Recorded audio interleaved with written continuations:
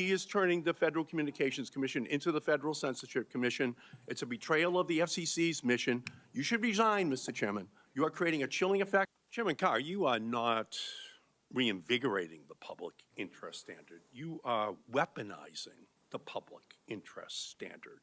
That is what the Carr FCC is doing every single day. And here's what you said. In September of 2025, as the chairman of the FCC, we can do this the easy way or the hard way.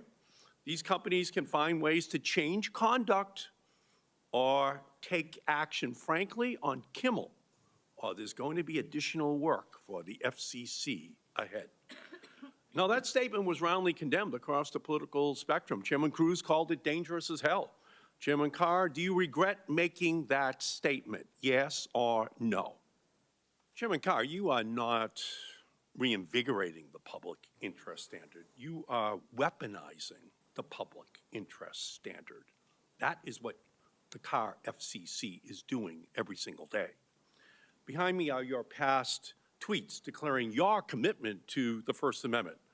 You even defended political satire, saying in 2022, it challenges those in power, and that's why people in influential positions have always targeted it for censorship.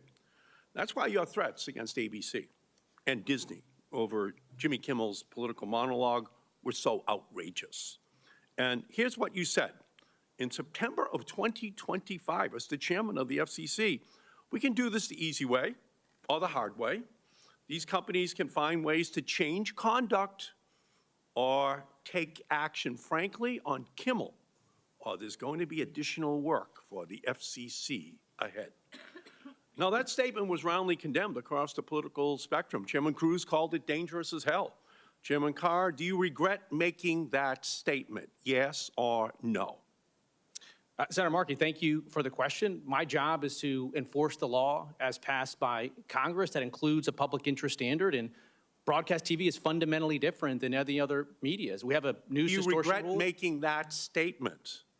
Senator, my job is to enforce the law. So you don't regret making that statement? Well, that's a refusal to take accountability for your language, for your use, your abuse of power.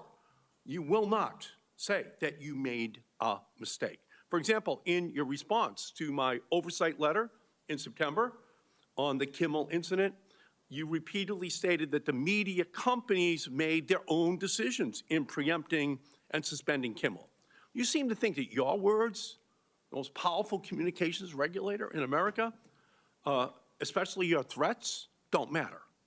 So just to be clear, your position is that your mafia threats had nothing to do with Nexstar and Sinclair and Disney's decisions to preempt and suspend Kimmel. Is that your position? Is that your point, that you had nothing to do with the suspension of Kimmel?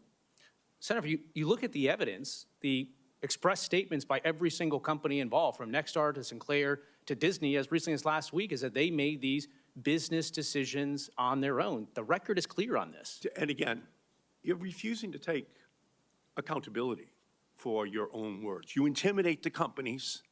They do what you want. And then you say, well, it was up to them.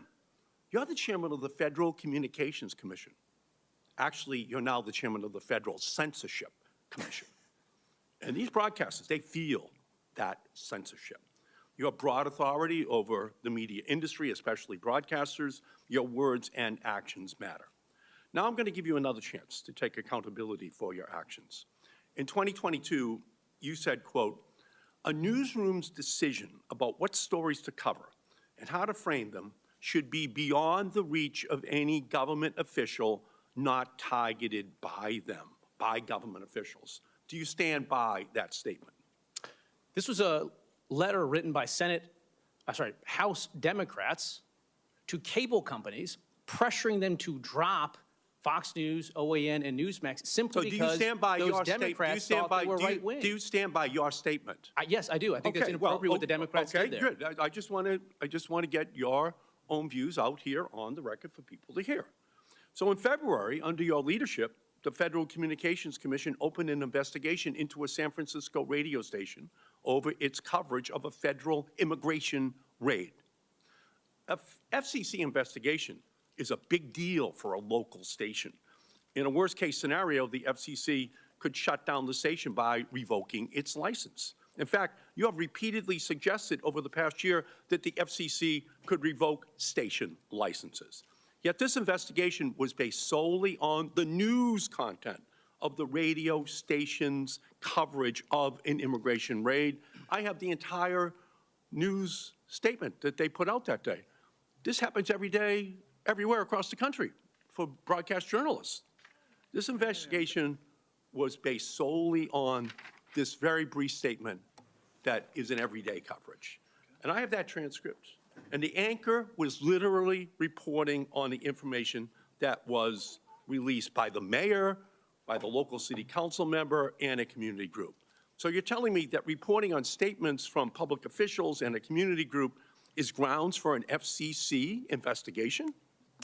Senator, the concern there in the report was that there may have been interference with lawful ICE operations, and so we were asking questions about what happened. This was a period of time, remember, when ICE agents were being attacked, their locations, undercover locations were being disclosed. There is nothing in here that discloses anything. There's no risk to anyone except And they can the provide risk, that to us. No, the risk that it's posed here is to you, to the broadcast journalist coverage. That's what really happened. The news journalists were just covering an important news story. And some conservatives were upset by the coverage. So you use your power as FCC chair to hang a sword of Damocles over a local radio station's head. And that's precisely what you warned about in 2022, the government targeting a newsroom's editorial decision. Well, guess what happened?